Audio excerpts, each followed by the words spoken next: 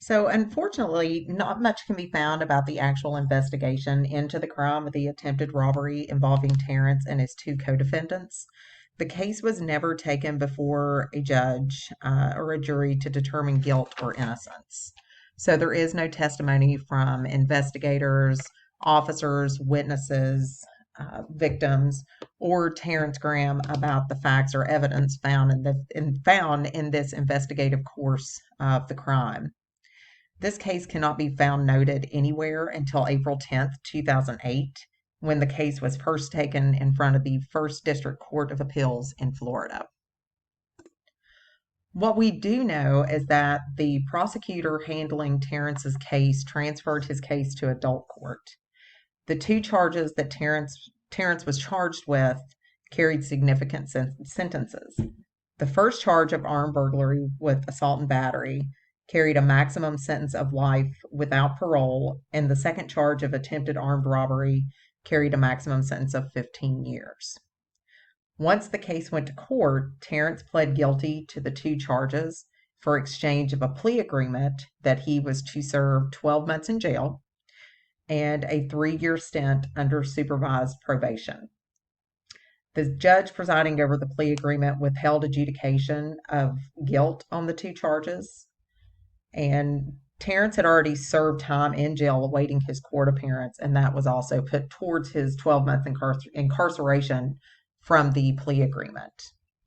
So Terrence was eventually released from jail in June of 2004, and at that point in time was when his probation was to begin. Unfortunately, Terrence's story doesn't end here.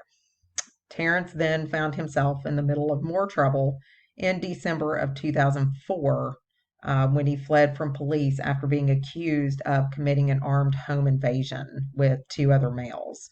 So this was just a very short 6 months from when he actually got out of jail. Terrence adamantly denied being involved in any of the home invasions. He did admit to having violated his probation by fleeing from police. I apologize. This violation of probation brought him back before a judge to be sentenced on his previous charges of attempted armed burglary with assault and battery and attempted armed burglary. The judge showed zero mercy or compassion for Terrence at the hearing and sentenced him to life without parole on the burglary with assault and battery charge. Terrence was only 19 years old at the time of his sentencing. However, he was 16 when he committed the crime. So on June 6, 2006, Terrence was sent to the Franklin Correctional Institute in Carabel, Florida to serve his life sentence. This prison houses male adult inmates and has some academic programs available, but very few vocational programs to assist those in life to adjust to life outside of prison when they are released. And also, Connerth, I apologize, with the Orlando Sentinel wrote that most programs that are available in the prison are only available to those inmates that are close to being released.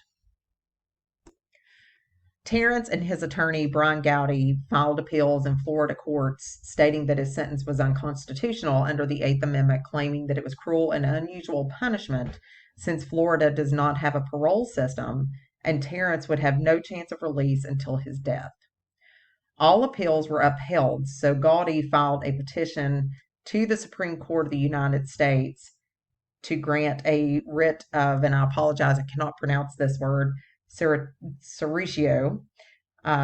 SCOTUS agreed to review the case and ultimately agreed with Gowdy in May of 2010. They determined that a term of life without parole for a juvenile found guilty of a non-homicidal crime is cruel and unusual. They then reversed the ruling of the First District Court of Appeals of Florida and remanded the case back down for sentencing. So in February of 2012, 8 years after Terrence began serving his sentence, the Fourth Circuit Court resentenced Terrence to 25 years in prison. Terrence's release date is tentatively set for May 17, 2026. Gowdy pled to the court to reduce Terrence's sentence to 15 years in total, but the court's ruling fell more in line with the prosecution's suggestion of 30 years.